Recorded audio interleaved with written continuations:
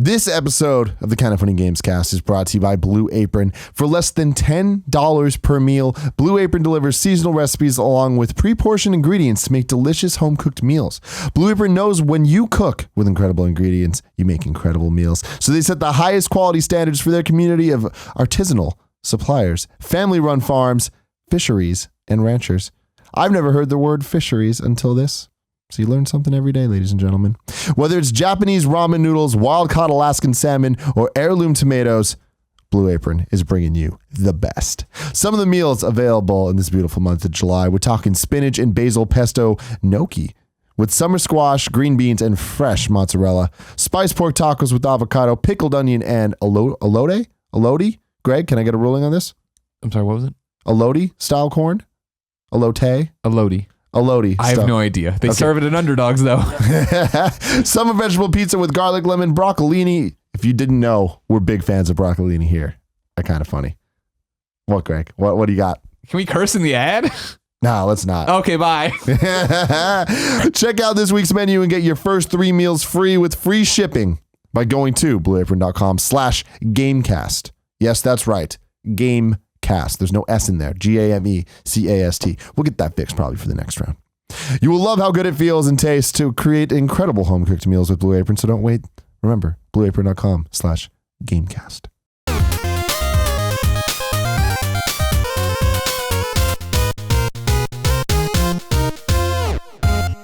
What's up, guys? Welcome to the first ever episode 78 of the Kind of Funny Gamescast. Again, up there. As always, I'm Tim Gettys, joined by the coolest dudes in video games, Colin Moriarty and Greg Miller. Greetings and salutations. Good to be here with you today. And of course, Portillo's here too. The coolest dog in video games. Lola's not here though. Where's Lola at? Chilling. She's chilling somewhere? Yeah. She's at Vita Police She's in an undisclosed location. Lot of. Yep. And also, of course, shout out to Steven Insler, our Patreon producer, helping make this show happen. Speaking of Patreon, if you want the show early, you can go to patreon.com/kindoffunnygames to get it early. If you don't want it early, if you want it late, you want to be one of them late motherfuckers, you can go to youtube.com/kindoffunnygames where you're probably watching this right now. This is going to be a good episode, Greg. Is it? You know how I know that? Why? Because I'm fairly prepared for it. Oh my God. You're fairly prepared for every episode. Usually. Yeah. But this one I feel good about because we're talking about Nintendo. Oh. For topic 1. Something that I feel like you could even get down on. Oh, even I can get down on? Yeah, even you can get on this, man. The NES Classic Edition.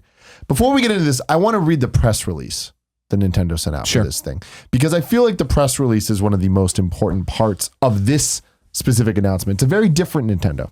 I'm going to read it in full. If you see a Nintendo Entertainment System on store shelves this holiday shopping season, you haven't entered a time machine. Unless everyone around you is wearing acid wash jeans and neon leg warmers, if that's the case, you may have unknowingly walked through a rift in the space-time continuum.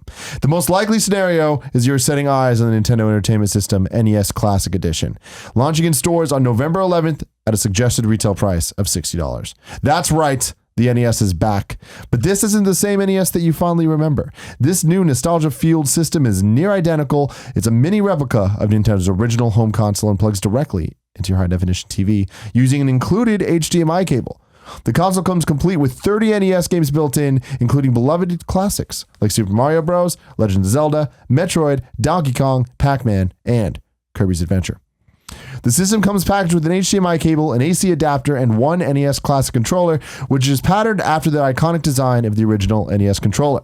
There's a little something for everybody, a nice mix of timeless classics, cult favorites, and maybe even some games that you never got around to playing. Each is sure to bring back memories and produce plenty of new ones. You can even enjoy playing several of those games with 2 players by attaching a second NES Classic controller, which will be sold separately at a suggested retail price of $10. A Classic controller or Classic Controller Pro can also be used, each sold separately. When connected to a Wii remote controller, the NES Classic Controller can also be used to play Virtual Console NES games on a Wii or Wii U system. Playing these retro games using a retro controller makes the experience that much more authentic. And if you ever need to step away from the NES Classic Edition in the middle of a tough level, or take a break to call one of Nintendo's helpful game counselors, there's a little asterisk there, don't worry about losing any hard-earned progress. Each game has multiple suspend points, so you can start where you left off at a later time, no passwords needed. What's old is new again with the Nintendo Entertainment System NES Classic Edition. Relive past past glories, finish off that boss you never beat, save the galaxy, and rescue the princess. Then there's the asterisk back. Please only call if you have indeed entered a time machine. The Game Council program no longer exists in 2016. Now, the reason I read that is it's just a press release. Most press releases sound like that. Nintendo's don't always sound like that, though. Is this funny? Not particularly, but at least there's some jokes in there. Like, all right, cool. There was character. There was character to it. Some of it makes you go, whatever. But no matter what you do, a press release is going to do that. Sure. Nintendo's are usually really cringeworthy and really just like, please stop. I appreciate this. This is a different Nintendo. This is a Nintendo aiming at the nostalgia in the way that we'd like them to. So, I don't know. What do you think, Colin? I think it's great. I think it's an exciting announcement. I think that there's problems with it, but I think that this is a cool way to expose people to some of these classic games. As I said before, and I stand by it, and many of these games are better than anything that's coming out today. And in terms of pure gameplay, you're not going to get much better than Super Mario 3. You're not going to get much better than Mega Man 2. You're not going to get much better than The Legend of Zelda in terms of gameplay. And so I think that this is a cool little ode to that. The NES is my favorite console of all time. I mean, as I've said many times, I'm a reformed Nintendo fan, but I don't know many people that know or ate up Nintendo like I did in the NES, SNES, N64, GameCube era. So it's like that is like part of my bloodstream. So NES is by far my favorite console. It has a fucking fantastic catalog of games. What I thought was really cool about this was when I first saw this on Twitter and I were like, all right, it has 30 games. I'm like, what kind of bullshit has to be on this for Nintendo Urban Champion? Yeah, for Nintendo to get like deep into their published games, because there are probably 10 really fucking awesome published Nintendo games, and then probably another 5 or 7 that are like fine, and then there's like a bunch of like shit that I would never want to play, So I was like, what are we gonna see on here, like Yoshi's Cookie and shit like that? And then lo and behold, a very un-Nintendo move for them is that they're working with third parties. They worked with Konami, they worked with Square, they worked with Capcom. They worked with a lot of guys here to get some of their games on there. And when you look at that catalog of games, there's some games that are missing, there's some games that are on there that I'm like, why is this game on there, like Balloon Fight? But like, I get that, but it's like one of those things. There are even Nintendo games that are missing that like could be on there over some of the games that are on there. So there's certain weirdness there. But when I look at that catalog of games, I'm like, this is a fantastic collection of games, and overall, and I'm excited to play it. And as I said on, I think Colin and Greg, like I've been kind of plotting a Let's Play series called Colin Plays the Classics, which I think will roll out at sometime this fall. And I want to do a Let's Play for every one of these games. And I think that I'm going to, even though I've done a Let's Play for a few of them already. Ninja Gaiden's on there, so they're working with Tecmo. There's a lot of cool shit on there. And so I'm excited for me, and I'm excited for Nintendo fans like me, or old school Nintendo fans like me, but I'm also actually way more excited for people that have never played these games. That said, it would be cool if there was some flash memory on it. It would be cool if there was some sort of Wi-Fi connection or something that you could do to get these, to get other virtual console games, or if there's some sort of port where they could be like, we're wave 2, wave 3, wave 4 of these games, and you just plug it right in and play them. That said, I don't think it's that big of a deal. This is a cool thing. $60 for 30 games, $2 a game. What's crazy about that is, so these games, I want to say they're all available on Virtual Console, whether it's the Wii or Wii U Virtual Console. And when you add up the price of that, it's something like $150 if you were to buy them all. Yeah. If you were to buy the original cartridges, obviously it's a lot more, especially nowadays, like trying to find them. Some of them are pretty rare. So when you add that up, $60 is a deal for these, especially if you haven't played them before. And especially with Nintendo, so many people have played these before. So it's like, this is probably their 5th, 6th time buying these games. I think this is a really nice way to do it. It's like last year we talked about Rare Replay a lot and how awesome that was as a collection. Very cool. Very nice. And they did such a good job of kind of presenting the games in game as being these like, nice pieces of art. I think this is the more physical version of that, where it's just like, the NES is the most iconic system of all time, the most iconic controller for sure.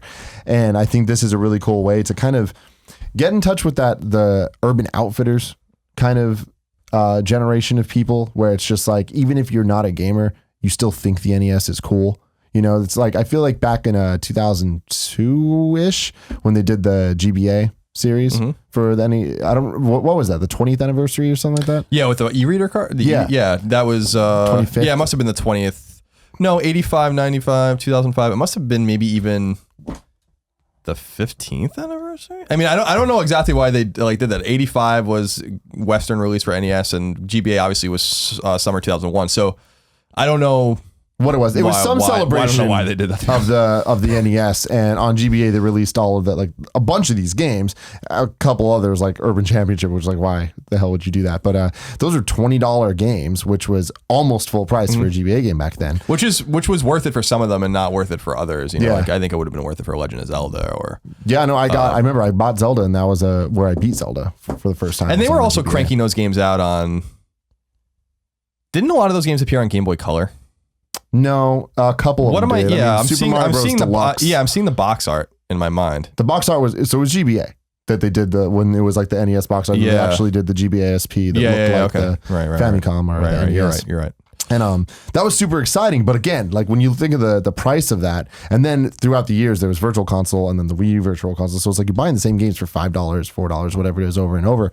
Then you look at this collection. This is very un-Nintendo because of the third-party stuff. When you looked at their Virtual Console lineups in the past, they all are congruent with that GBA release, where it's like, all right, cool. It is the ones you expect plus a couple shitty Nintendo games because that's just what they got. But so going down the list, we got Balloon Fight, Bubble Bobble, Castlevania 1, Castlevania 2, which is awesome. Donkey Kong Jr. Too much Donkey Kong, man. Way too much Donkey Kong on there. 2? Yeah, it's too much.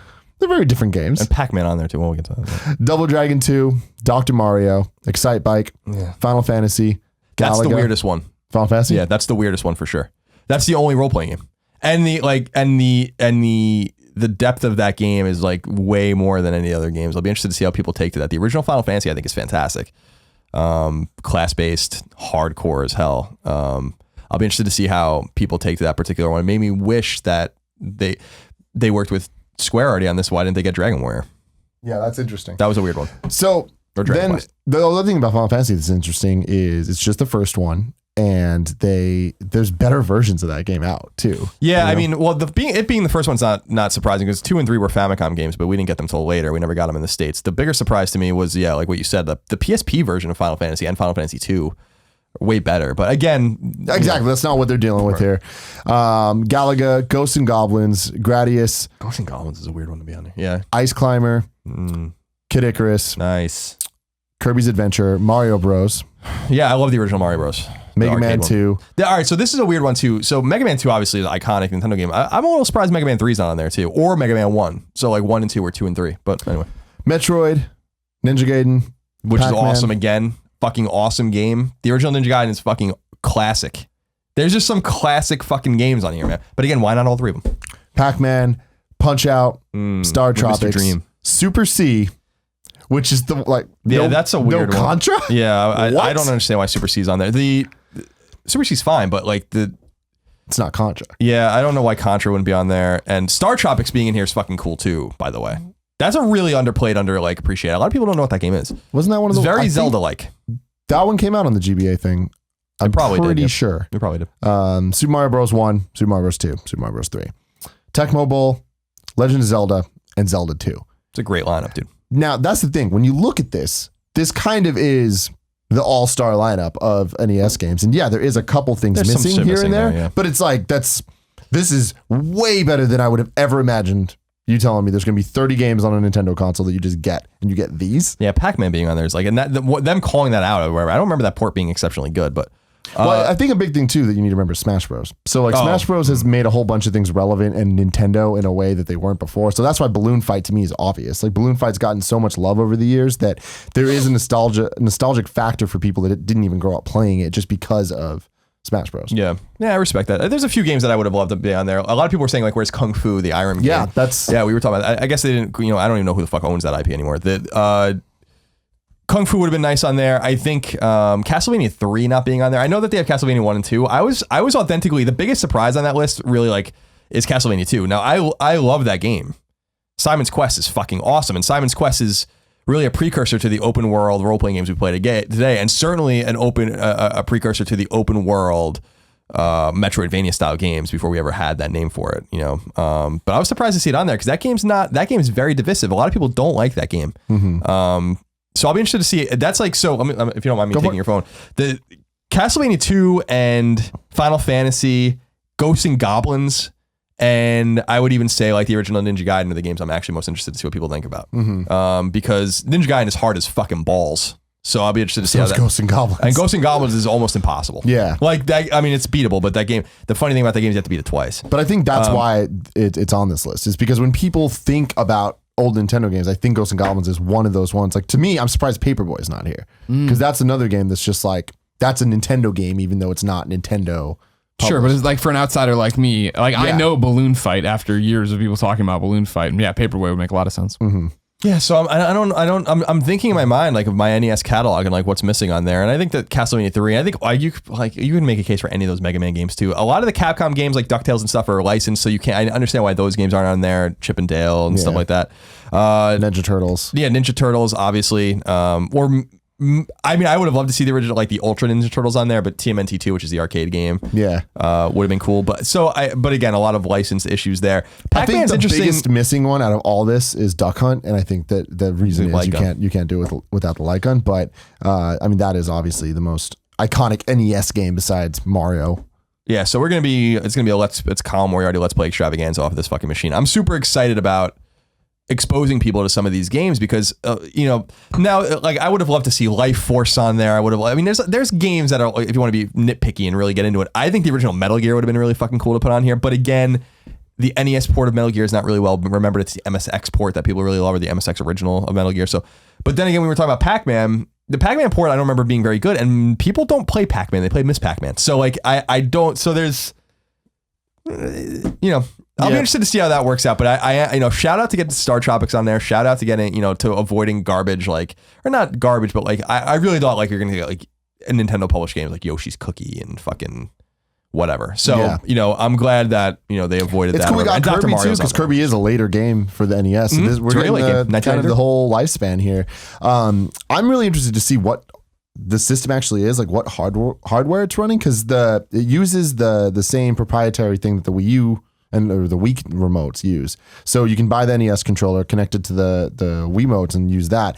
This to me says like, is the NX also going to use that same kind of thing? Is the Wiimote going to be compatible? I think that you'd think whatever controller you're plugging into, whatever the NX is going to be, would have that port to it, or it still accepts your Wii U gamepad and your Wiimotes, whatever it is, all that stuff. So I think that's interesting. I think that the reason they chose a lot of these games is to kind of appeal to that Urban Outfitters crowd that is just retro to be retro. Well, it's appealing to the mall crowd, right? I mean, for how many years has it been that you walk into a mall and you go by that one kiosk that has these like retrofitted N64s that play 60 games and it's all this random shit, and you're like, this can't be legal, but this is why you're a pop-up in the middle of the mall and not a real store. Yeah, exactly. And we've seen that forever with like Atari and with a lot of the random shit. Of course. Sega recently, in the last couple of years, has been officially licensing that stuff, but it's always them working with third-party people to do it, and the games never run well or whatever. Yeah. The fact that this is Nintendo and the fact that they're putting so much care into it, I mean, the packaging is, to me, insane. When I first saw this pop up, it felt like an April Fool's joke. Because it looked too good to be true. It looked too good to be true. Where it's just like, man, there's a lot of care being put into this. And the pricing is perfect. $60, they could have charged way more for this. I'm shocked it's not $100. And the NES controller being $10, that's not even in line with their like controller, but like nunchucks were $20. Yeah, it's cool. I like it. I think that they're just making it affordable, maybe making smaller rips. They have to pay out these third parties too. So, might not be a money play, it might be a volume play. And at that point, I think the only thing you can complain about, as I said, is like it would have been cool to have some sort of flash card, like flash drive, in there to read a SD card or whatever you want to do, like that they could have sold to put more games on here. But I can't complain. Even if they did this again next year with 30 more games and sold the hardware again, I'd be like, fine. Like, my question is, are they going to do a Super NES? So the thing that I think is really cool is, it didn't copy over. There's an official and like the NES Classics logo that they made. Oh, really? Nintendo doesn't really make logos for things unless there's going to be like a line of them. But there's an actual, it looks like it's a line, like the Classics line is going to be a thing. And that's really exciting because, like awesome. There could definitely be a wave 2 of this. There could be whatever. And the thing with the SD cards or whatever, I think that gets too complicated. This is meant to just be, it's the simple plug and play thing. And I think coming off of Pokemon Go, Nintendo has a really nice kind of buzz about them. That I think this is going to be awesome to see the people that aren't necessarily gamers. How many of them are going to be interested in getting this thing? Because I'm hearing a whole bunch of buzz about this and just like looking on the internet and stuff. It's sold out in like everywhere for pre-orders and shit. Oh, really? I didn't even get my pre-order and that sucks. So I'll have to look into that. That's super exciting. I mean, I have like most of these games.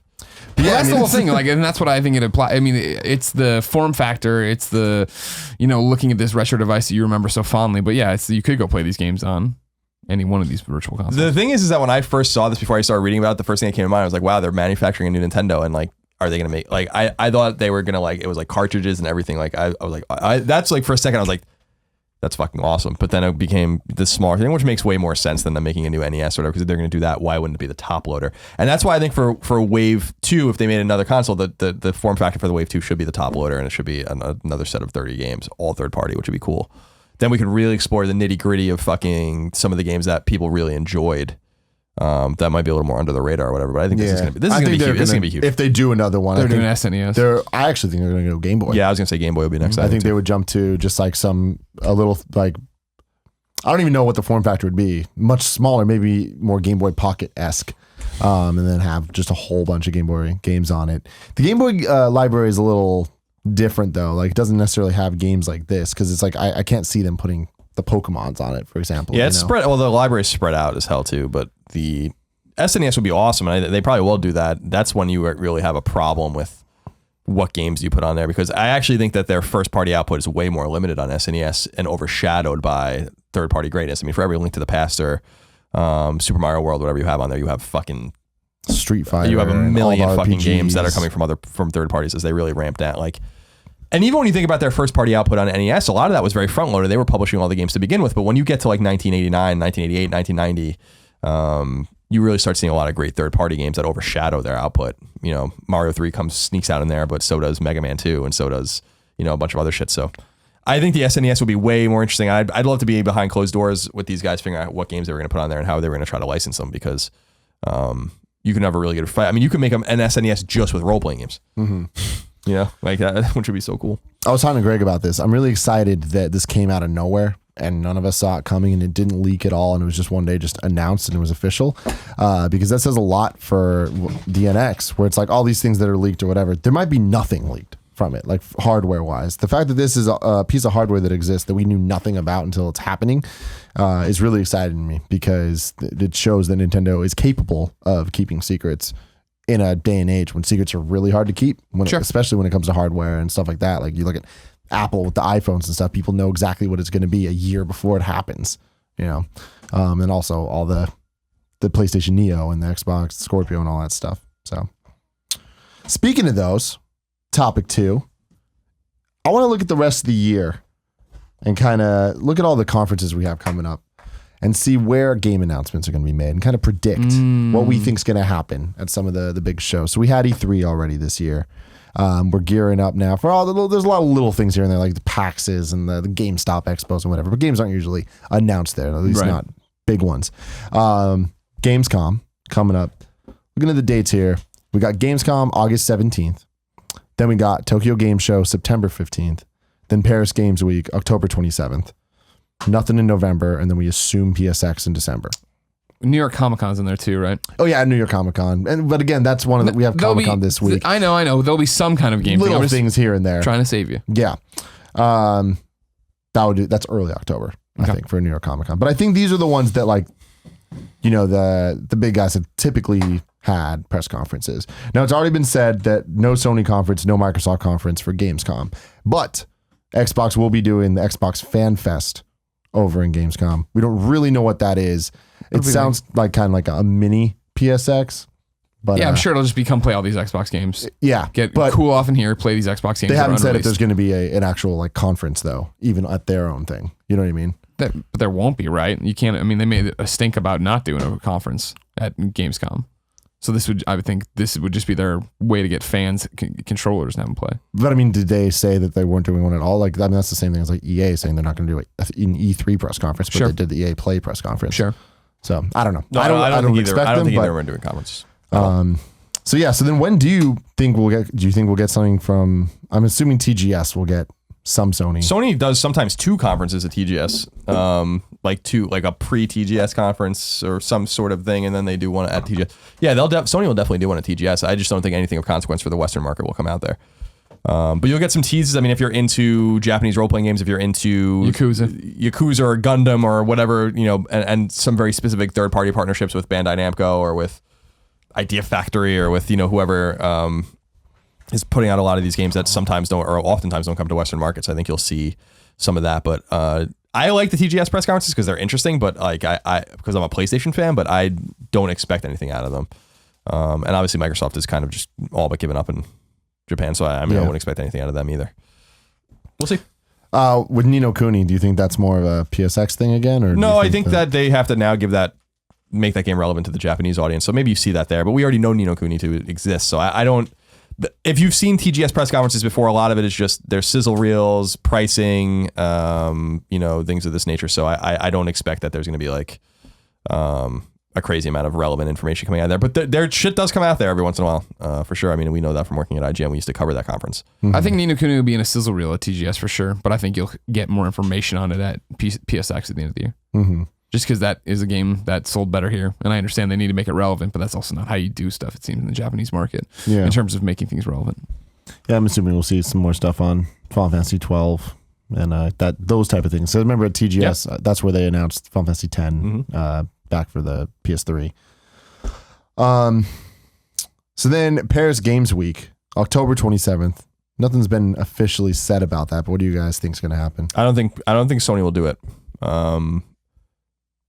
My theory with Sony, and we talked about this on PS I Love You, is that like I think that they have to whittle down their press conferences to give them more bang. I think PSX's press conference last year was fun but underwhelming. No first party pop at all, which I think was a huge mistake on their part. So I would focus on E3. You can't really give up TGS, but I think E3 and PSX should be the big tent poles. They're actually like 6 months apart from each other, so that's perfect. So I mean, if they're going to be at Paris Games Week, they're not going to be at Gamescom, which opens Paris Games Week. That's what they did last year. They weren't at Gamescom. They did Paris Games Week, and they were able to get away from Microsoft, who did Gamescom last year. So I mean, I wouldn't be surprised if Sony was there, but I also would not be surprised if they weren't. I think it's like a 50-50 kind of thing. If they were going to be there, I would assume, and this is, I don't think it'll happen, but if they were, I would imagine you have David Cage again and maybe show a new character from Detroit Become Human. And like, here's another one of our playable characters. But even that's going to go over better at PSX, so I don't understand why you wouldn't wait there. What about Microsoft? Do you think they have a chance? No, I think these guys are just realizing that they don't need to have this many conferences. And when you don't manage your portfolio properly, you're spread out, you're announcing things you're not ready to announce, you're not showing anything, there are no release dates or whatever. I think these guys just kind of need to go away for a little while. And we had a lot of E3 was fantastic, I thought, for both first parties. And so like, why just like, let's focus on those games. You gave us plenty to think about. Why do we need more announcements? Like how much time does anyone have to play all these games anyway? They announced, like, Sony especially had a really, what I think was just a fucking salvo of amazing announcements and showed games that we even knew about or whatever. And that's plenty. Like, we don't need any more. Wait till PSX and then show us more, announce something and give it time. And I love the fact that E3 and PSX are almost like just totally couldn't be further apart on the calendar. They are like almost exactly 6 months apart. And so I think that that's fantastic for giving everything room to breathe and kind of avoiding these other shows. Yeah. And then TGS in the middle for really more the endemic, like native Japanese market. I think works out fine for them. As far as Microsoft's concerned, I don't know what their plans are, but they have so many games in play right now. I just don't know how many more you need to announce. Yeah. So do you think the play for them then is to not have any more announcements for the rest of the year and just kind of just chill on what they have and do things like the Fan Fest and maybe bring one over here too and like just kind of get people playing those games? I would say so. I love that idea. It works for that. And then, I mean, don't forget, I think you have the Game Awards at the end of the year. That's where you can put out more things, right? I think when you compare them to Sony, there's a different strata and different audiences. E3 obviously is the mainstream. You see Microsoft and Sony go after the same audience there. TGS is Sony getting to speak strictly to its Japanese fan base, which is large and does want things that we don't want. And then PSX gets to be, hey, here are these cool indies and here are these Vita games and here's us talking about changing your PlayStation name and here's all this inside baseball PlayStation bullshit that only the people who watch our shows care about, that not people who are at USA Today who's in the audience for the E3 press conference isn't going to give a shit about and the Japanese audience isn't going to give a shit about. You have these three things to work with, whereas with Microsoft having forever ago given up on trying to be a big deal in Japan, TGS doesn't matter to them. Gamescom, they go to there and we speak just directly to the fans. Here's all the games that Dead Rising 4 was playable on the floor, and here's the new Forza, and here's what's the pirate game I can never remember the name of? Sea of Thieves. These are all over here at E3, and now you get to get your hands on them over here. There's new content. There'll be one or two new announcements. There'll be titles you imagine from developers over there. But then towards the back half of that, right? Like where does Microsoft stand and what do they talk to? And I think that's where like the caliber of announcements you get at a PSX, which are like, your A, B games or whatever, things that need to be sold. Until Dawn had a great showing there when it, hey, let's do a live play and everybody got stoked for it and started talking about it. That kind of thing can happen with a trailer for them. That's where you can take a Crackdown trailer and put it out around the Game Awards or new footage or something like that and really kill, because that's the same kind of audience. Mm-hmm. Yeah, I didn't even think about the Game Awards. It makes a lot of sense. So getting off the conferences in terms of games, do you think that there's any big game announcements coming out the rest of the year? I think the one is Red Dead. Yeah, Red Dead's absolutely going to get announced. I think there's some sort of obsession, and I've heard anecdotally that it really was supposed to be at Sony's conference. I don't know if that's true or not at E3, but I've heard it from one person in particular that I trust a lot, but I don't know the provenance of what that person heard or whatever, so I can't speak to that. But I do think that people's weird obsession with this game being announced at one of these conferences is antithetical to what Rockstar certainly does. They'll own this. This will be their own event. Look at how they released and announced GTA 5. I still think it's entirely possible this game comes out this year. And when's your cutoff? When do you think that's no longer a possibility? I think with something like Rockstar, because I think they have Take-Two has the time and the inclination to take a lot of risks, right? And like they made an exorbitant amount of money on Grand Theft Auto 5. They make money on a lot of their games. The 2K publishing arm makes its money or whatever. So I think that like Red Dead is one of those games that they could literally announce in the same month they release it. Like, and I'm not saying that that's necessarily going to happen, but I think it's like one of the few games that they could absolutely positively get away with doing something like that. And I do not think it would affect sales at all. Like, I think that it's a very, almost like we talked about many times with Half-Life 3, like if Valve was just like, here's Half-Life 3, it's done and it's out. Like, that doesn't affect sales at all. In fact, that's the story, and everyone goes and buys the game and it becomes like a huge piece of interest. And so, while I don't know, I don't have any, I mean, Rockstar's very secretive and I don't have any information about what they're doing with Red Dead, but Red Dead's clearly real. There have been leaks. They've been working on it for a long time, and from all accounts. And I would not be surprised if in September or October, they're like, the game's real, here it is, and it's out in November, and what do they lose by doing that? Does there need to be a preview cycle? I just feel like they learned from Grand Theft Auto 5 that they announced that game too early. It didn't matter that they announced it early. It gave people room to, including me, to speculate negatively about the game. I remember seeing it like a year before it came out, and I was like, this game's not very pretty, And if they were just like, and I don't think it was an exceptionally pretty game, but if it certainly has scale, it certainly has style, but I wasn't impressed by the visuals of the game. And so with Red Dead, it's like, well, why even expose it to any of those things? People are fucking excited about this game. And clearly that, like with Red Dead Redemption's backwards compatibility thing on Xbox One now, they're clearly leading up to the announcement of the game. Now, like, I just would love the idea of them just saying, like, in September even being like, the game's real and it's out next month. What do they lose by that? Like, the only thing they risk by doing this is they eventually have to submit it to ratings boards, and they have to get it QA'd, and that and then certify it, and that risks getting trophies and achievements leaked and all that kind of stuff. So they have to play the game very carefully in that respect. How early do you need to do that? Because I'm not too informed on like the back process of all that stuff. Like, what does that look like? How long do you need to send that in for ratings boards, for the trophy stuff, for the ratings, for all that stuff? So for ratings board stuff, I think you can do that like well ahead of time, and so you can, and I think you can get it pretty close to the thing too. Basically, you pay a certain amount of money. You provide, as far as I understand, you can tell me if I'm wrong. You provide like a sizzle reel of sorts of like your game and the parts that you think are notable for like drug use or for violence, whatever, and then the ESRB basically trusts you because I think they can fine you majorly on the back end about like that you're showing them everything, and then they look at that and they look at the information you provide and they give it a rating or whatever, and there's like a money exchange there to keep the ESRB going. On the certification side, like they're QAing these games internally, and then typically, and then they send them in for certification, and I think the expectation is that they're going to fail. So like we talk to developers, and it's actually like a point of pride when they pass certification the first time. Now I'm not saying games don't. I heard of a game recently. I've talked to a friend of mine that's coming to Vita that he passed certification the first time, and he was happy about that. So I think that happens maybe no more than a couple of months ahead of when the planned release is happening. Then they send bug reports and all that kind of stuff back and bring them back, and then they it's like a ping pong ball back and forth until, that's a pretty simplistic way of looking at it, but that's the way I understand how it works. No, you get the idea. And so the thing with Red Dead and with Rockstar is that they could probably go to the first parties and be like, under no fucking circumstances, do you guys publish this shit? Because games are leaked constantly because of trophies. Now, not all of them are consequential. I mean, the Vita games from 2K were leaked because of trophies. Dead Rising was leaked coming to PS4 because of trophies. Like, these things just go up, like, and it forces the hand. And so they can basically be like, we're Rockstar, don't publish this shit, until And because Sony seems to be taking more care with that, even with their first party games. Uncharted was a great example where Uncharted clearly passed certification a long time ago, and the trophies did not pop immediately. So they are starting to be more careful that people are like have back doors basically into the PSN, and they're pinging the servers constantly looking for new games, which is how Exophase and PSN profiles and stuff gets their information. So they can play that game too. So they can play it real close to the vest, and I respect what they're doing. I really do believe in my heart that this game is like obviously real. Red Dead 3 is real.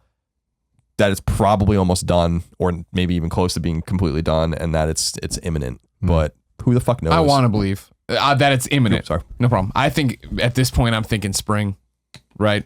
Or because I'm trying to remember. Right, I remember picking up Red Dead when we went down for Judges Week, I think, back in the day. So May. So and just that, I would think you have to start talking about it. And I don't know if they're brave enough to do I think they've missed their window right now to do okay, guys, it is real and it is coming out this year, unless it's going to be like a mid-December release, which usually you don't see people doing, but now you start to see people testing the waters.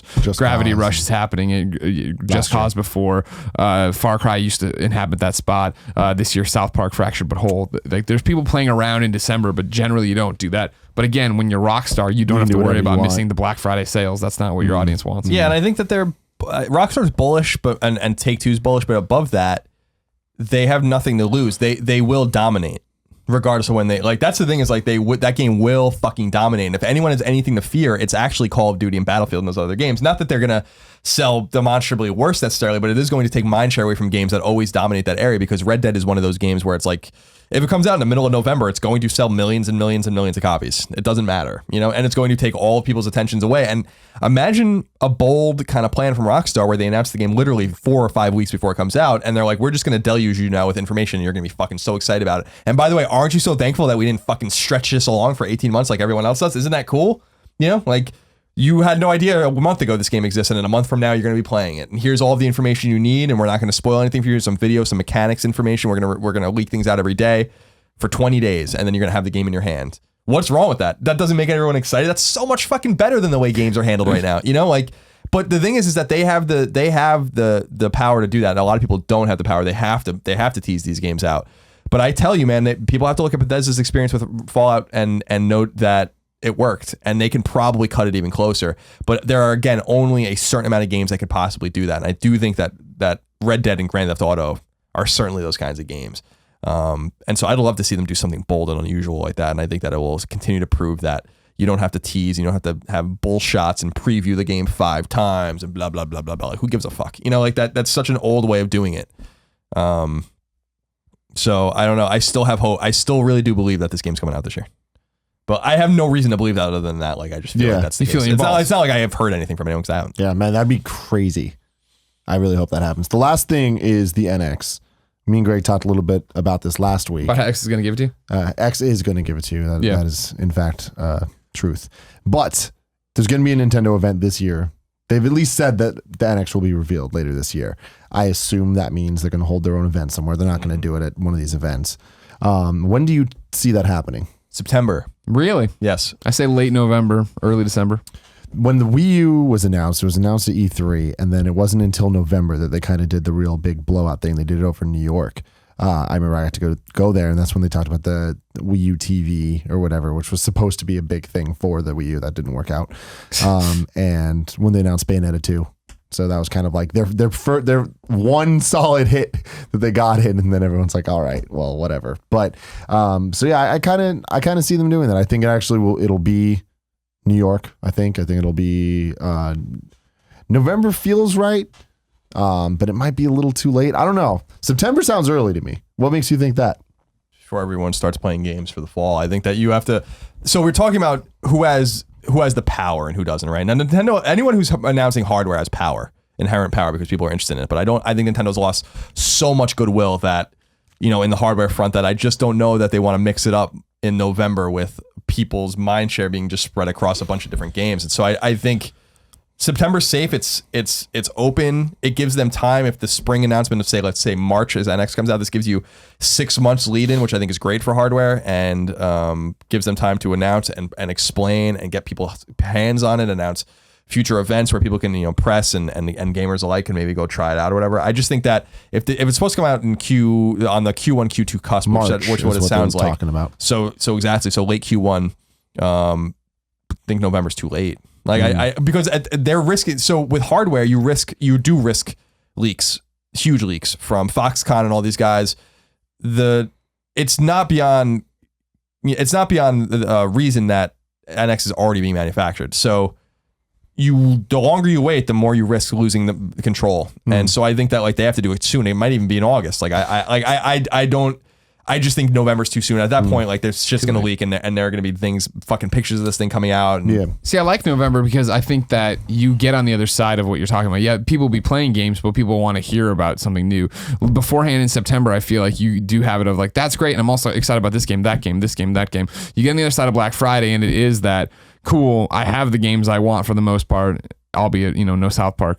And then it'll be the fact that, holy shit, they're talking about new hardware. They're doing something new. I think this is why the Game Awards do get such a big pop and do get so many trailers, because people are ready to be excited again because we've gotten through everything we knew is now out. We have all of our dreams have come true and we either love them or hate them, but we have them and that's the end of that. We need to look ahead to next year about what to be excited about. And I think in addition to that, it gets beyond the Xbox S and potentially the PlayStation Neo, because I think obviously those are going to kind of take away a lot of the market share in terms of the hardware talk and stuff. And if Nintendo's before, it's going to be nothing but comparisons, and that's probably not going to favor Nintendo. So if you do it a little bit later, at least you're like, that stuff's old news. No one's going to be like really top. They're still going to compare, but it's a little bit different. Yeah, I don't think, in my opinion, I don't think Nintendo wins that battle either way. Like, well, they don't. I mean, no matter what. I think it makes more sense to go before. So my thing with the before that I do like is, and this is just me being a Nintendo fanboy, but the August-September timeline makes sense because back in the day when they used to do Space World. So if they would have come out with a motherfucking Space World, that would be the coolest thing ever. And again, that Nintendo is the one that I want to speak to me, and that's the one that does things like the NES Classic and puts it out with this lineup of games. So I don't know. We might be gearing in for a completely new Nintendo that harkens back to the old Nintendo. But either way, we'll see this year. We'll see. And I do want to say this. My one prediction about NX is that you're going to be underwhelmed. I'm not saying you, I mean like everyone. Like I just don't, this thing has been percolating for so long that like, I don't know what they were thinking, like letting this go on this long. Like the people's minds are out of control. Like nothing they possibly announce. This is again why you announce games and then release them quickly. Nothing that you can possibly show at this point is going to be like is going to exceed anyone's expectations. You're only going to let people down with like, and that's why I was just like, what? You shouldn't even acknowledge it was real until you were ready to say something about it. I just, that's the one major problem with this. Like that was what was so fucking cool about PS4's reveal. I think was we saw Orbis in like early in 2013 maybe or something, or late 2012, like we started what the leaked images, the controllers, and that's when I and a few other journalists really started like confirming things with our sources about what this console was.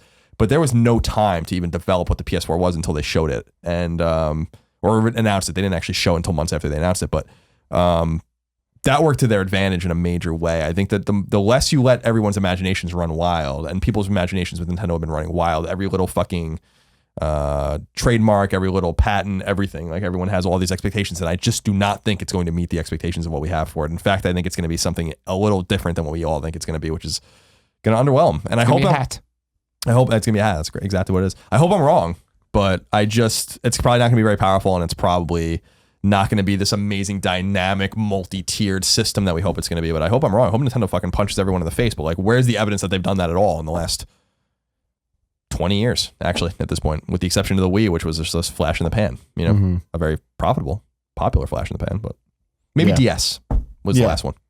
They've done some shit. I'm looking forward to it. I still believe. Topic 3. Joe Ennis asks, hey guys, I've always found that while I'm really good at some genres of games, there's some that I just can't do. What games are you bad at? Fighting games. I hate fighting games. I don't enjoy fighting games. I don't enjoy the way they move, play. I don't enjoy combos. And I tried for a long time. Mortal Kombat, we were all over that as a bunch of kids, doing fatalities, doing cool stuff. Justice League Task Force. Why not? Yeah, I shouldn't care about this. Why not? This should be something I'm good at. And I even like when you talk about like the Acclaim wrestling games, which aren't fighting games per se, but they have the combo based moves rather than just strong grapple, weak grapple, like the AKI folks were doing. It just never ever clicks to the point. I just even like when like, oh, I want to play Injustice and I want to see that story through because I already like the comics so much. Or when I think I shit, I might have reviewed DC versus Mortal Kombat or Mortal Kombat versus DC. It's just getting in there and how stiff everything feels and how hard it is to get my character over there the way I want them to go over there. And because you're doing that thing where you're just doing like the little hops, like, God fucking no, just move. Oh, God damn it. What the hell's going on? Da, da, da.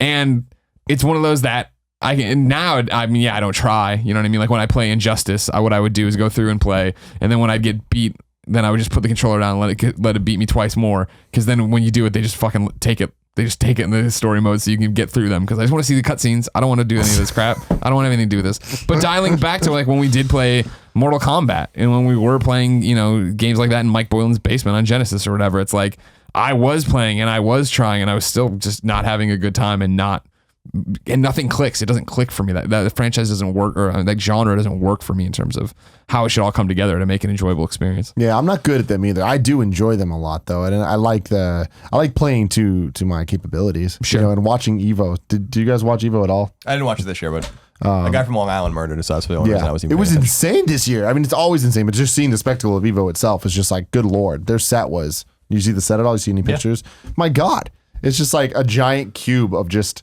destruction and awesomeness. And I just enjoy it because it's like, we've seen kind of like the League of Legends and all the MOBAs and stuff and like the kind of sets and extravagance they have. But to see it for just fighting games and seeing them, the crowd go crazy when they rolled out CRT TVs to play Melee on. Yeah. That's fucking awesome. But yeah, I've never been too good at them either. Like Street Fighter, I like to play, but I'm not great at it. I'm not even good at it, I'd say. Marvel vs. Capcom, I think is one that to me is a bit more fun. I can't play it on the technical level of like Mark Ryan or someone. Those motherfuckers just dominate. But yeah, I also can't just wrap my head around it because like it is not so much stiff movement, but it's like movement that is very designed, where like every single thing you're doing has a purpose, right. And the balance of everything is all completely thought out. And it's just like I don't have the brain capacity to wrap my head around it. Sure. I'm inherently talentless at adventure games and puzzle games, and for like I was talking about this with someone recently that I have a knack for side scrollers. Like I understand exactly how to play most of these games and like understand how they feel and can really like run over these games pretty easily once I spend enough time with them. And I'm the exact opposite with puzzle games and adventure games. Like adventure games aren't necessarily hard; they're just obtuse, and I don't find that fun. Right? Like so. We've experimented a few times with, these games, Grim Fandango and stuff. And I'm like, this game's like, I don't want to say it sucks. For me, the game sucks. Like, I'm just like, I know it's a beloved game. I'm not trying to insult it, but it's like, why is this fun? I have to like talk to these people, find this obtuse thing to do this other obtuse thing. Take and just this run around potato like and rub it on the microphone. My hair. Yeah, I'm like, this yeah. is awful. Like so the adventure games aren't necessarily hard. They're just obnoxious, in that sense. And you mean old school ones too. I feel like nowadays things they're a little easier now. Yeah, because Telltale games are adventure games, but they're not really adventure games in the classic sense. Different. I mean, well, that's what they are. I mean, what other genre are they? Like that's exactly what they are. But it's just that they just go. They just continue to go. I mean, it's like Quantic Dream games are adventure games, but they don't stop. You don't die. Like so, it's like so that's like where I can, Until Dawn, for instance, is an adventure game, and it's like that's you can't lose. So like those are fine, or you can't get stuck really. Right. The only old school one I ever enjoyed was Full Throttle, and that was just you're gonna be able to play that soon. I know. I'm looking forward to it. But even when they brought Broken Age out and were like, it's more of a callback to the old adventure games, I sat down and played episode 1, and I beat it. And I was just like, no. Sorry, I'm not doing episode 2. It's just I can't do this. The other side of this coin for me is puzzle games, and that's where I'm actually like really bad at them. So like when like I just don't see the fun in annoying the shit out of myself in these games. So I remember when Portal came out, in the orange box, that was like what, fall 2007. People were playing, and I'm like this is like awful. Like I like God. And I'm like and everyone's like this game's so fun. I'm like, no, I get it. Like I know you love it. I'm like, I can't. Wow. Like I'm like, I played it for like a half an hour before I got stuck, and I'm like, I don't. And they're like, it's not that hard. I'm like, I don't. This is so annoying. And that's so that's why you don't like Limbo. Right. Well, Limbo I think is fine, but Limbo's not that hard either. It's just like I like games where it's like the challenge is mechanical, right? Like not like, like look around the environment and find the rock that you have to pick up to put on this switch to make this thing disappear. And then it's like, I don't know, man. If I want to like think, like really think deeply, I'll read a book. You know, like I don't want to like. That's not why I play games. So like I love games that like Castlevania or Mega Man and Ninja Gaiden, like we were talking about earlier, that are like those games are hard mechanically. Those are mechanically hard games, and you feel good when you figure out the mechanics of them. And I understand completely people wanting to be like, well, it's the same kind of feeling, the same kind of like carrot at the end of a stick where you're, you know, you figure it out or whatever. That's why when The Witness came out, I was like, no way in hell. I was like, there's no way in hell I'm playing this game. Not because I don't believe it's good, but because it doesn't work with my mind. It reminds me of the Adventures of Lolo trilogy on NES, which is like a beloved puzzle game on the NES. And I remember playing and being like, it's so satisfying when you finish a stage, but is it worth the obnoxiousness that I feel in my heart right now? You know, when I could just be playing something else entirely. That's the worst, when you play one of these games and you run into that point and there's not an enemy to beat, but you are in an empty room and you're backtracking all around and you look at the clock, you're like, it's been 30 to 45 minutes of this. I could have been playing anything else and making progress and getting closer to finishing something and feeling I accomplished something. Right. And I'm not saying that there aren't exceptions to the rule. I think a great exception to the rule is Hitman Go, which I think is really fun. And that is a puzzle game, but like it's turn-based and a little more easy for my mind to wrap around. I just never vibed with those kinds of games. I think a lot of it has to do with the fact that I grew up with consoles. I had PCs, but we didn't play games on them really. And I grew up with consoles, and we had, you know, Maniac Mansion and all these kinds of games, but it wasn't the same. Like those are the kinds of games that I grew up with. What about things like Tetris, like that type of? Oh, well, that's different. I mean, Tetris's puzzle is like, how can you fit the lines over and over? Like that's easy to understand. What I'm talking about, like the game plays itself. What I'm talking about is, here's a world, and like, so like when everyone's like The Witness is great, I'm like, I just don't believe you, you know, like and so that's crazy. Like Portal to me, like, and again, people love fucking Portal, dude. Yeah, people love that guy. I don't. Some people that's some people's favorite game, and I respect that. I remember when Portal 2 came out, I'm like, no. Like people are like, you want to play Portal 2? I'm like, there's no prayer I'm playing Portal 2. I have like post-traumatic stress disorder from Portal 1, you know, so. It's just, the thing that gets me, I was talking about both of you about this earlier, is that what gets me is that I take a lot of pride in being good at mechanically driven games, as I said earlier. Like that's how I play games. That's what I like. And so Downwell, which I've been playing on Vita, is one of these anomalies where I'm like, I don't know that I've spent that much time with it. The Downwell's over pretty quickly. I've probably spent fewer than 5 hours with it in total because it just moves quickly. But it's one of those games where I'm like, why am I not getting any better at this? I play it. I'm like, I'm just not any good at it. Then I called up on YouTube like a high level speed run of the game, and I'm like, oh, you know, like the boots aren't really a weapon, you know, like they're like last resort. You have to land on everybody and kill them. Right. The boots are used like do you know anything about Downwell? Nope. So Downwell, people should check it out because it's really cool. It's a very mysterious Japanese indie game available on PC. It's on PS4 and Vita. I don't know that it's available anywhere else. Where you're falling down a well, hence the name. And there are enemies, and you have these gun boots that have different powers or whatever. And the gun boots can damage enemies and get through blocks, and you're bouncing off of enemies' heads trying to build combos and get lower and lower into the well.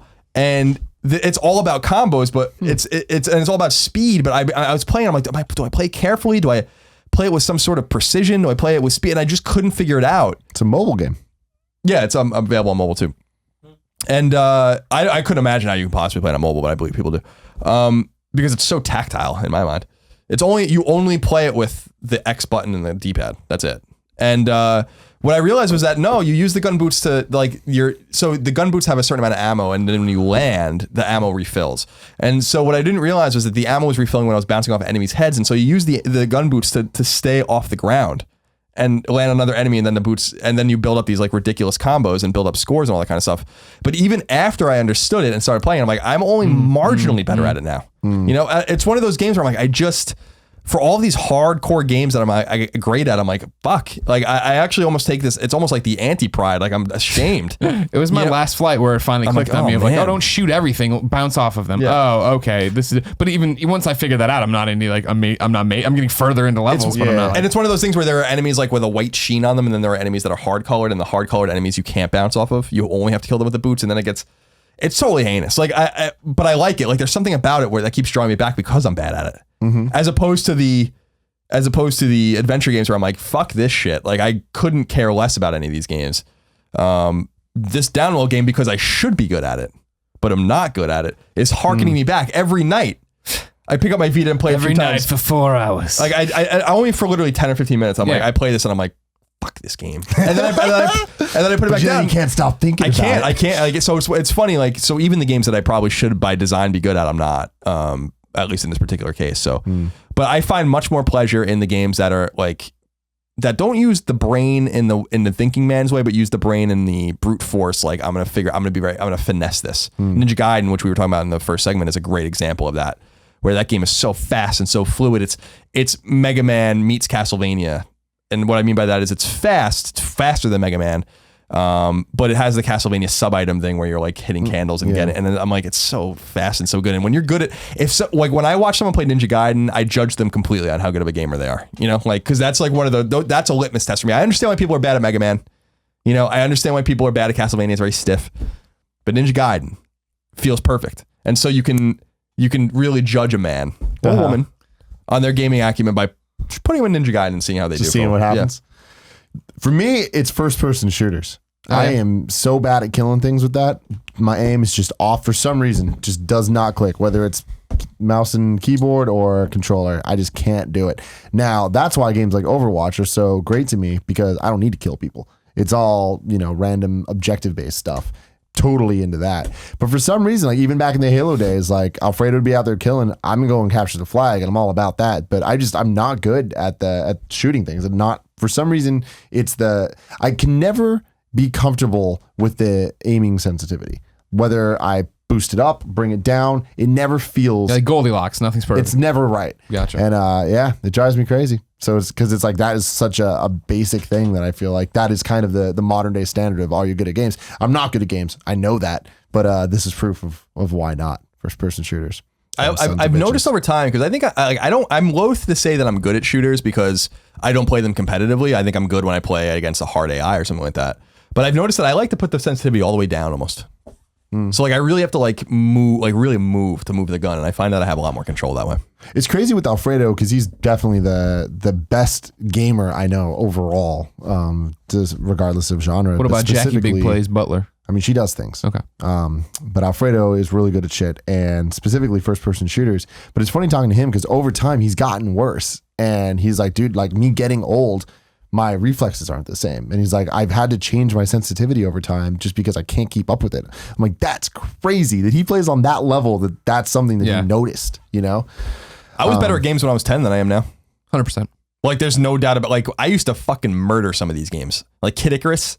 You know, like I used to be awesome at that game. That's a hard game. Yeah. And I play it now and I can beat it, but I'm like, Jesus Christ. Like, I'm really struggling over here. And 10-year-old Colin was running roughshod. Do you think it was game. because you jumped in, or because you focused on a game one at a time and you knew? Because I remember, like, you know, I'd play a side scroller for Death Return of Superman or whatever, and like I knew where the enemies were entering it from, what they're going to do, and where the optimal position go. And so yeah, by the end, when you're like fucking wrecking house, it was because I knew everywhere that something would be. Whereas like now getting thrown in, I just like, well, I don't know what the fuck's going on. I'm gonna get destroyed. It could be, yeah. I think it's like those. It reminds me of Mega Man 9 and Mega Man 10 that both had trophies for beating it without getting hit. And young Colin would have been like, fine, you know. And old Colin was like, I can't do that. Like that's too hard.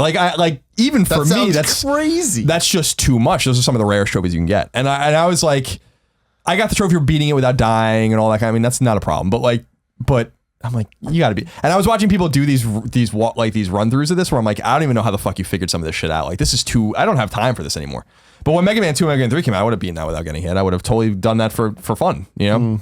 But I really do think my skills have atrophied a great deal since I was a kid. And it could be because of the focus, but I also think it has to do with reflexes. And I also think it has to do with just the way we looked at games and the way we were obsessed with them and the way we thought about them. I mean, I thought about games when I was a kid all the time. I played games constantly. I just don't play like that anymore. And so like, I think that I haven't played like that even when I worked at IGN. For years, I didn't play like that. I wonder if anyone does. Like, I wonder if kids these days, I mean, there's the Minecrafts and stuff like that, but just when we're looking at console games, I wonder if kids are playing games how we used to, or because things are so much more MP3 based, where it's like nobody listens to albums anymore. Now they just listen to a bunch of songs. Are video games the same way, where there's so many out there, and when you have the virtual consoles and the PSN and all this stuff, it is just, and PS Plus, which is free games being thrown at you, and just like there's so much out there that is it just a lot of demos that they're playing and they're kind of moving on to the next thing? Probably. And I think you can also, I think it's also games are just easier. So I think that like you can move on quicker. Even if you're going to play the games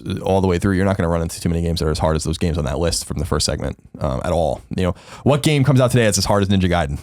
You know, like for every Super Meat Boy or something that prides itself on being hard, there are a million games where I'm like, this is laughably easy. And so I think there's that too, where people are like, they just don't have to spend as much time with it. If you could be Ninja Gaiden when you were a kid, you were a fucking G, dude. You know, like, yeah, no, good lord. I mean, like that, like I definitely could not have done that. I remember, I used to play those games when I was a kid. I was obsessed with that trilogy when I was a kid. I loved that, with the exception of Mega Man and Castlevania. That was my shit. And I remember when it came, we were doing the top NES list at IGN in 2007 or 2008. I had all the games on my PSP, my modded PSP. And I remember playing Ninja Gaiden and beating it, but I used save states at the end because I'm like, I don't even remember how the fuck to do this anymore. Like, I'm not even gonna bother. And so I think that people had that mentality too. Yeah, I mean, looking at the list of NES games, like, there's very few of these that I actually beat when I was a kid. A lot of them I went back and beat later, but yeah, me beating Zelda when I was little, fuck that. There's not even a chance in hell of that happening. Mega Man still probably couldn't beat. I'm sure if I dedicated myself to it, I could beat Mega Man. It's not as hard as you think. Mega Man 2 is easy. Mega Man 2 is legit easy compared to the other ones. Yeah, Zelda 2, yeah, right. I've to this day never beat Zelda 2. Fucking love that game. I can't wait to do a Let's Play for that game. I love it. I'm going to use my own walkthrough too. Did you beat it? Yeah. When you were young? Yeah, he used Nintendo Power or something like that. But yeah, dude, you have to understand that, like, I had a brother that was 11 years older than me. I legit beat a lot of these games. I had Kevin. by watching my brother and sometimes getting his help. But I mean, I was legit beating games when I tell people, like, I was 3, 4, 5, 6, 7 playing and beating like games. It's true. You know, like I really was, because I had a person that was way older than me playing these games and showing me how to do it. Yeah, no, that's crazy. I mean, that's a game changer, you know, just somebody to help you through the random parts you're stuck at, the random parts you don't understand or can't read. Dude, I remember when Mario 3 came out, 90, 91, my brother would play it and I would like take my Legos and build airships like that. He was like my own airship or whatever. And you just like watch and learn. And then when it's your turn, when he goes to school or he's gone and you play, then like you are way better at it than you probably should be. What's super funny about that is back when DDR came out, like I was super into that shit. And my friend Curran, totally not. This is back when he was fat. He was super not into it. And he was just like, I'm never going to play this. And he never played it. And he just watched me play it for about a year. And then randomly one time, first time he played it, and he just fucking went straight to hard and was killing it. And it's just like, I've just watched for so long. Like, I get it. I'm like, Is that how he got skinny then? He just played on hard the rest of the time? And he just kept going. And then he got super fit. I'm like, God damn. He used to be so fat. Really? Yeah, I miss Fat Curran. He was so much nicer then. Now he's all mean. He had blue hair. Like me? Yeah, just like you. Yeah, but Metroid, get the fuck out of here. Yeah, Metroid's legitimately hard. Yeah, it's like just because there's no so map obtuse. and yeah, those are the days of hand drawing your shit, which what people were saying people were doing in The Witness too, which I thought was cool with graph paper and stuff. But I remember Metroid being like, even in the time we were playing it, I remember being like, that game intimidated me when I was a kid. No, I played it, but it was. Did you beat that? Not till later. I never beat the OG Metroid. I beat Metroid Zero Mission, which was the remake, right? But it was much, much easier. Yeah, no, the original Metroid's tough. That's a fucking tough game. Yeah. And yeah, Kid Icarus. Kid Icarus is hard. Yeah. Kid Icarus gets heinous. Punch Out, I really don't believe is that hard. Like we were talking about it on Colin and Greg, where I'm like, I want to beat as many of these games as possible, if not all of them, on the Let's Play series that we do with them. And it's like, and you were asking me if I play Punch Out, and I'm like, yeah, because like there's rules. Like if you know how to play, it's the same thing with Mega Man. Like if you just know what everyone's weaknesses is, you should have no problem. You know, and I think that it's the same thing with Punch Out. Like there's some fucking hard ass people in Punch Out. It's no joke, some of that shit, but you just gotta like get back into that zone. It's not so mechanical. It's mechanical based, but it's timing based, and that's even easier to predict. Final topic of the day, as always, brought to us. It's brought to you, the viewer. Brought to you by you. Go to kindafunny.com/Gamescast topic, just like Kamui97 did. Hello, everyone. I recently took out a copy of NBA Live 14 from my local library, and I can confirm it's the single worst video game I've ever played. What game? NBA Live 14. Oh, okay. I'd heard of how bad it was, but never had an opportunity to try myself. This is probably the first game I've ever played that's legitimately broken and unplayable. That got me thinking.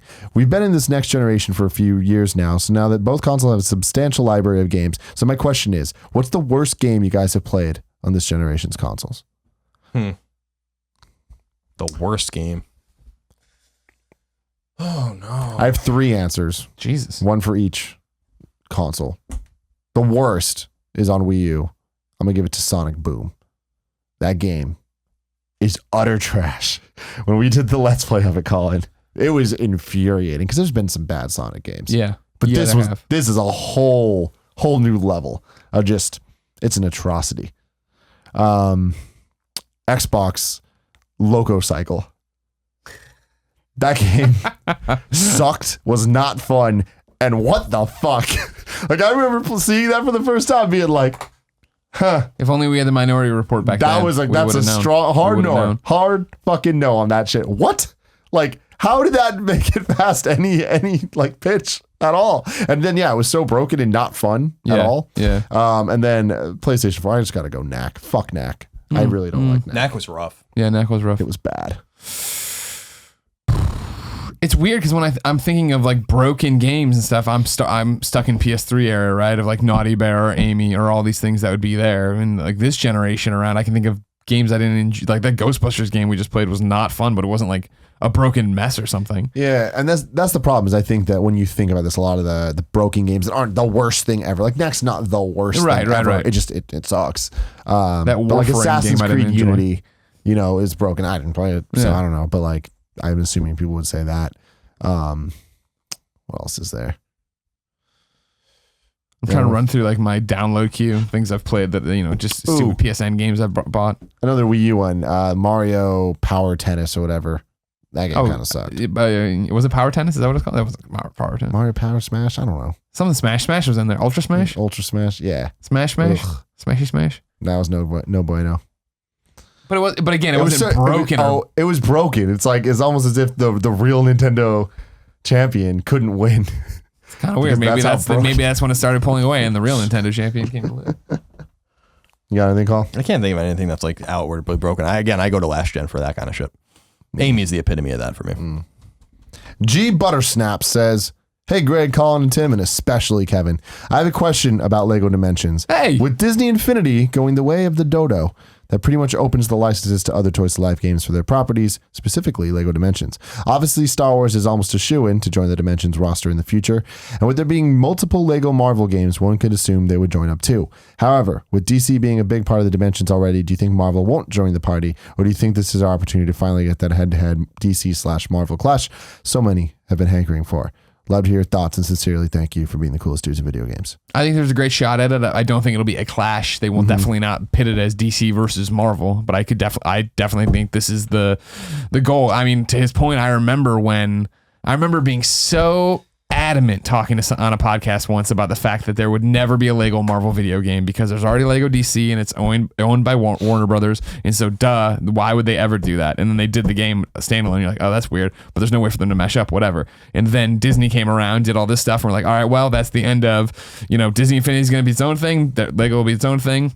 And then here we are, where that's not only is that done, but they were already making a Lego Star Wars game before we knew Disney Infinity was folding. They were already making Lego Marvel Avengers and all this stuff, and it goes back to what I say, that Disney gets it, and Disney gets what they have and how to use it, and to team up with the people who do great stuff. TT Games does great stuff, and I think it's the same thing where, even though Warner is Warner Brothers and wants you to go see every DC movie and everything else, they're not stupid. They know how much people love Disney properties, so they're going to be totally stupid if in this one business model they're not including those things. I don't think you're going to see it open up the world to Lego Marvel versus Lego DC or something to that effect. But Lego Dimensions is already mashing so much up that why wouldn't you do that? Why wouldn't you get that and have that shot? Do you think that if they were both in Dimensions, they would avoid having people clash, or do you think that? There's no way to. The problem you're going to run into is that the starter pack of Batman, Wildstyle, and Gandalf their whole deal is that you can just have that starter pack and use them everywhere. So no matter what, every level would have to be able to have a Batman in it. So they would play with dialogue, you imagine, a bit or whatever, but they can't keep them apart. There's no way to be like, oh, sorry, DC guys don't work here, because that's totally what they from the jump have been like. That's not what we do. Because that's what Infinity did do, where it was, all right, you can't take a Hulk and put him into the Star Wars play set in terms of, unless it's free, toy box mode or whatever. The story mode over there, you can't put them in. Whereas that's always been Lego Dimensions things, that there's no rules, no barriers. So with year 2 kind of already forecasted, do you think that they'll make any changes and add some Marvel or Star Wars stuff into that, or do you think they'll wait for year 3 for that? I don't think it's beyond the realm of possibility to announce I mean, I'm hosting the Comic-Con panel and I legitimately don't know. Nobody's been like, we have a huge announcement, which they would have been. I don't think it's beyond the realm of possibility to announce that, hey, guess what? We are teaming up with Star Wars. They're going to be a part of it. The first wave will hit with Rogue One or whatever, and then from there on out, we'll worry about it. But they are so deep into, we already know, like, whatever, I forget how many dozen it is, the new franchises, the new properties they're putting into this game. It seems like it's more than likely going to be that we get to summertime right at E3 next year and get, all right, cool, it's going to be Star Wars and it's going to be Marvel and it's going to be this and it's going to be that and it's going to be DC movie universe and it's going to be this. Here's some other bullshit. Yeah. I wonder what bullshit they're out next time. Fraggle Rock. Oh my God, you had that one ready. I mean, well, think about it. Like, think about how they did it, right? Like, they keep doing these things where it's like, what's relevant now in the Lego world that people care about, and then what's something that a parent who's like, or a 30-year-old man. I'm holding out for Short Circuit. Fuck yes, 1,000%. Arthur Parsons, are you listening? Get Johnny Five in there. Are you kidding me? That's a great idea, Tim. Oh man, NWO Hollywood says, hello gentlemen, I have a question for Greg. Did you watch WCW and ECW back in the day? And did you ever play any of their wrestling games? The answer is yes to both of those. I'll never ever forget the first time I watched ECW, and because we all loved WWF Attitude Era, we were all there, Stone Cold and Rock doing all this stuff, and probably just Stone Cold at this point because it's so early. But when my friend Jason came over and he was like, we're doing a sleepover or whatever, and all these people were there and all drinking soda. He's like, we got to stay up till whatever, like 1:30, because that's when on UPN they run ECW, and if you like this, you're gonna love that. And I remember we just made fun of ECW the entire time because it looked like something we would film. It was like in somebody's garage, you know what I mean? These idiots just hitting each other. But I fell in love with it and became such a huge ECW fan. And so during the Monday Night Wars, I'd pop back and forth, but I was WWF pretty tried and true. You know what I mean? Like I was pretty much on that, my whole thing. Game wise, of course you did. I talk about it all the time, like one of the reasons that, the way, in the late 90s, the people got back into wrestling so hard was the fact, of course, that, yeah, sure, it's Monday Night Wars and it's the Attitude Era and they're saying suck it and, people are getting their dicks chopped off and it's like, okay, that's kind of cool. That seems like something as a preteen. You remember that Val Venus getting castrated? You don't remember this? Oh, he shouldn't have hit on that girl. That was all well and good, but remember those N64 games. Remember, it was what WCW versus NWO Revenge was the one that everyone lost their mind for, and then the license flipped, and they went and made a WWF WrestleMania 2000, and then they made No Mercy. Yeah. And I think No Mercy is the better game, but it was all screwed up. But like in terms of a moment in time, WrestleMania 2000 was the most important. It seemed to me and a lot of people I talked to, and what we play at like PAX Mania, right? Is the fact that game hit and it was 4 controllers, and we were all hopped up on loving what was happening with the wrestling and wanted to hang out and do all that stuff. Was there any ECW game? I know there was. There was. During that generation? Yeah. Oh, really? Yeah. It was a PlayStation. It wasn't on N64. Huh. So what it was is that, so it was this whole roulette deal, right? So WCW was with THQ/AKI, right? And then that WCW went to EA. Then WWF went to AKI because they were getting their games made by Acclaim before. And these were the Acclaim games that were all the the combos and the bullshit, and it wasn't any fun. So then ECW signed the deal with Acclaim to put out their game and do that. And it was just like the same engine and all the crazy ass combos and dumb stuff. And it was like, all right, cool, I want to do a Van Daminator. Fuck, I fucked it up. I didn't do it. Damn it. Sucks. Did you see that tonight, as of the time we're recording this, that they're going to do the draft again? Where SmackDown and Raw are going to be split again, where it's different rosters and who goes where. Have they not been split? Have they unsplit? Years ago. It's been really? Like, I think something like 5 years. It's so hard to keep up with. Everyone on the same thing. Yeah. And from last I heard, Xavier Woods is like turning heel. No. Yeah, it sounds like he did the whole thing where he walked away from his group. His group, and he did the whole like nice stare down thing. I don't know. It's gonna happen. It sounds like a soft turn. We'll talk to him at Comic-Con this week. We're very excited to hang out with him. Kevin, sorry you can't come. Wrestling, man. Slevin29 I like Jake the Snake. Says, hey guys, in the wake of Wait, hold on, time out. Have you watched the documentary yet? No, I heard it's really fucking sad. Yeah. I really did. Heard it's not easy. In the wake of some nostalgia-heavy releases like Pokemon Go and Nintendo's Mini NES, I want to know if any of you had any experience with the TurboGrafx 16 or the Turbo Duo console and game library.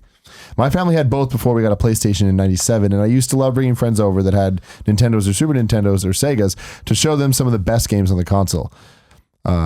Is it Ys? Ys, yep. Ys. Ys Book 1 and 2 were my first RPG, and it's still one of my favorite games of all time. Would love to hear your guys' thoughts on the really underrepresented console. I have absolutely no experience with it. So yeah, I want to think my brother had a friend named John who had one. This is how it goes, because for me, Mike Boylan's brother Dan had one. Yeah, so that was like my exposure to it. Was exposed to it more later. This is PC Engine stuff, and so I want to say this, that if you're a Patreon subscriber to us on Kind of Funny Games, I did an hour and a half or something, maybe a little less, with Jared Petty, and we talk about some of our favorite consoles. And he was saying that one of his favorite consoles, or his favorite console, is actually PC Engine, which is TurboGrafx. And goes very deep into that catalog on that episode, which is exclusive if you give us $1 a month. So you can really go listen to that and get like a lot of TurboGrafx shit out of him. That's this month's one that's coming up, correct? No, that was the one that's already up. Okay. The next one up will be me and Alexa about JRPGs.